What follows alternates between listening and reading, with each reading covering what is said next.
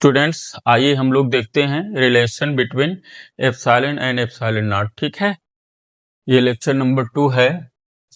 Relation between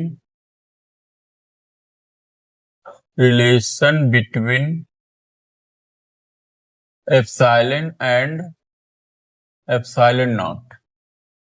ठीक है, relation between epsilon and epsilon not. देखिए, मान लो कि दो चार्ज हैं, एक प्लस Q1 कूलम का चार्ज है और दूसरा चार्ज है प्लस Q2 कूलम का चार्ज।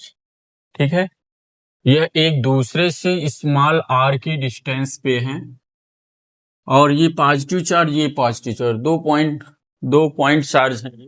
एक है प्लस Q1 कूलम का चार्ज और दूसरा है प्लस Q2 कूलम का चार्ज। ठीक है, एक दूसरे से स्मॉल r की डिस्टेंस पे।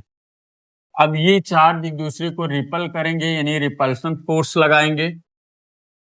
अगर ये वैक्यूम में रखे गए, यानी यहाँ पर एयर प्रेजेंस नहीं है, केवल वैक्यूम है, अगर वैक्यूम में ये चार्ज रखे गए हैं तो इन चार्ज के बीच में जो हमारा फोर्स वर्क करेगा, इलेक्ट्रोस्टैटिक फोर्स, यह F = 1/4 पाई एप्सिलॉन नॉट।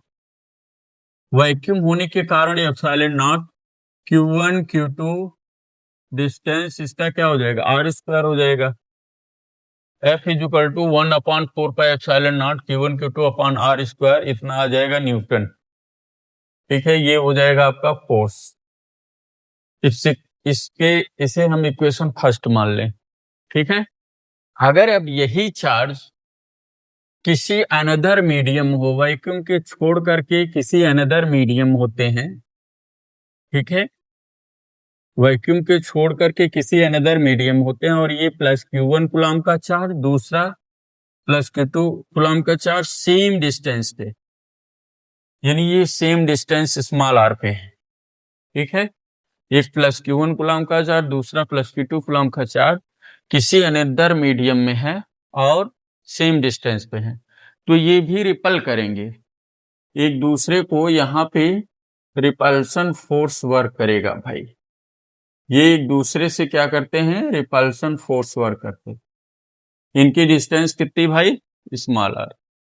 तो ये जो इलेक्ट्रोस्टैटिक्स फोर्स हमारा वर्क करेगा वो क्या हो जाएगा, F मेड, ये मीडियम के लिए, ये वैक्यूम में था इसलिए FVAC नाम रख दें।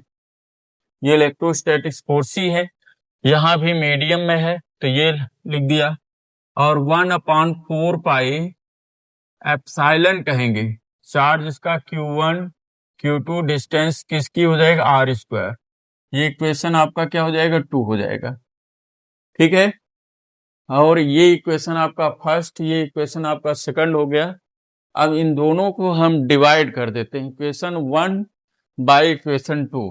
ठीक है, इक्वेशन 1 बाई इक्वेशन 2 हो जाएगा।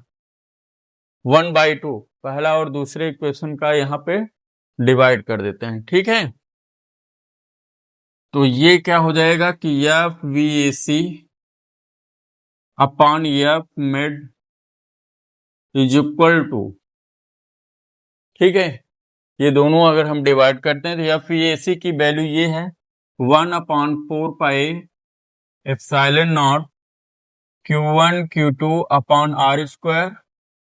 और देखिए मीडियम का ये वैल्यू है, जो मीडियम में इलेक्ट्रोस्टैटिक फोर्स लग रहा है, 1/4 pi epsilon Q1 Q2 upon क्या हो जाएगा, r²। ठीक है, ये चीज हो गई।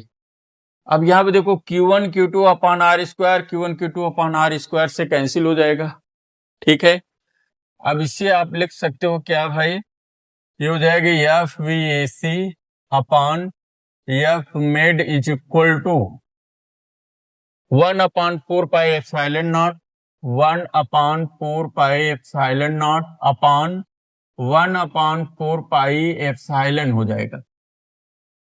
ठीक है, तब इसे आप लिखेंगे FVAC upon F med is equal to, ये हो जाएगा 1/4 पाई एप्सिलॉन नॉट, ये अपोजिट हो जाएगा, 4 पाई एप्सिलॉन अपॉन 1 हो जाएगा। ठीक है, 2 को तो हम वैसे ही रख लिया, फिर इसमें जो, क्योंकि फ्रैक्शन 4 बार है, 1 2 3 4, ठीक है, तो इसमें देखिए पहले 2 को ऐसे लिखा है, इसको अपोजिट करके लिखते हैं, 4 पाई एप्सिलॉन अपॉन 1। 4 पाई से 4 पाई कैंसिल हो गया, ये हो जाएगा F V A C upon F mid is equal to epsilon, ये है एप्सिलॉन नॉट, ये एप्सिलॉन अपॉन एप्सिलॉन नॉट। अब देखो एफ वी ए सी ये है इलेक्ट्रोस्टैटिक्स फोर्स, कहाँ पे, इन वैक्यूम में, और एफ मिड ये भी इलेक्ट्रोस्टैटिक्स फोर्स है, ये कहाँ पे है, किसी अनदर मीडियम है। इन दोनों रेशियो को हम कहते हैं डाइलेक्ट्रिक कांस्टेंट या रिलेटिव परमिटिविटी कहते हैं। The ratio of electrostatics force in vacuum to the electrostatic force in another medium is known as dielectric constant or relative permittivity। तो यहाँ पे डाइलेक्ट्रिक कांस्टेंट को हम K से डिनोट कर देंगे, किसकी जगह पे रखा गया, F V A C upon F mid का जो रेशियो है, इसकी जगह एक डाइलेक्ट्रिक कांस्टेंट K रख दिया गया। तो यहाँ पे K is equal to epsilon upon epsilon naught हो गया, और यही इसमें रिलेशन है, क्रॉस मल्टीपल कर दें तो epsilon is equal to epsilon naught के आ जाएगा, ठीक है, ये रिलेशन है इसमें। और एप्सिलॉन को कहते हैं absolute permittivity of the material medium, epsilon not को कहते हैं permittivity of the free space, के को कहते हैं डाइलेक्ट्रिक कांस्टेंट, और हम क्या कहते हैं, रिलेटिव परमिटिविटी। कभी कभी हम इसको किससे जानते हैं, एप्सिलॉन के को हम एप्सिलॉन आर यानी रिलेटिव परमिटिविटी के नाम से भी जानते हैं, ठीक है।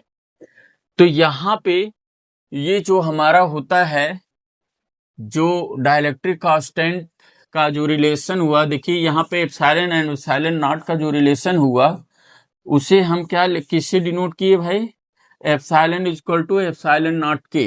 यानी कहीं पे ऐसा भी लिख दिया जाता है कि अगर फोर्स आपके F is equal to 1/4 pi epsilon है, तो वहां एप्सिलॉन नॉट के लिख सकते हैं, क्योंकि रिलेशन है, epsilon is equal to epsilon naught के। अगर किसी मीडियम में है तो F is equal to 1/4 pi epsilon naught के Q1 Q2 by R square, ठीक है, ये होता है। वैक्यूम के लिए जो होता है वो डाइलेक्ट्रिक कांस्टेंट के की जो वैल्यू होती है, यहाँ पे जो लिखा गया है epsilon is equal to epsilon naught के, ठीक है, एप्सिलॉन नॉट के। तो ये जो डाइलेक्ट्रिक कांस्टेंट है, ये देखिए फॉर वैक्यूम, अगर वैक्यूम के लिए है के की वैल्यू 1 होती है, ठीक है, और ध्यान रखना ये के की वैल्यू जो होती है वो कितनी होती है भाई, 1 होती है, किसके लिए, वैक्यूम के लिए। और ध्यान रखिए, जब कोई भी कागज होता है या पेपर होता है, उसके लिए इस डाइलेक्ट्रिक कांस्टेंट का मान जो वैल्यू होती है वो 3.5 होती है, ठीक है। वाटर के लिए जो होता है डाइलेक्ट्रिक कांस्टेंट की वैल्यू 81 होती है। पायरेक्स ग्लास के लिए जो होता है इलेक्ट्रोस्टैटिक्स, यहाँ पे सॉरी आप कहते हैं पायरेक्स ग्लास के लिए डाइलेक्ट्रिक कांस्टेंट के की वैल्यू जो होती है वो 4.5 होती है, ठीक है। किसी मेटल के लिए जो होती है डाइलेक्ट्रिक कांस्टेंट के की जो वैल्यू होती है वो इन्फिनिटी होती है, ठीक है। जैसे आप सिल्वर के लिए इन्फिनिटी होगी, ठीक है, ये एक मेटल है इसलिए इन्फिनिटी। गोल्ड भी एक मेटल है, उसके लिए भी इन्फिनिटी, ठीक है। तो किसी अनदर जो होता है मीडियम में, उसकी देखो वैक्यूम या एयर के लिए अप्रोक्सीमेटली के की वैल्यू 1 होती है, लेकिन किसी अनदर मीडियम के लिए इसकी जो के की वैल्यू होती है, यानी डाइलेक्ट्रिक कांस्टेंट की जो वैल्यू होती है वो 1 से क्या होती है, ग्रेटर होती है, ठीक है। यहाँ पे हमने कुछ ऐसी जो चीजें होती हैं उसकी हम वैल्यू बता दिया, जैसे के की वैल्यू बताया, जो कोई कागज है उसके लिए 3.5, और ये देखिए वाटर के लिए 81 होता है, ठीक है, और पायरेक्स ग्लास के लिए वो 4.5 होता है, और इसके लिए जैसे क्या होता है, किसी मेटल के लिए के की वैल्यू जो होती है वो इन्फिनिटी होती है। ठीक है, ओके, आज के लिए इतना ही।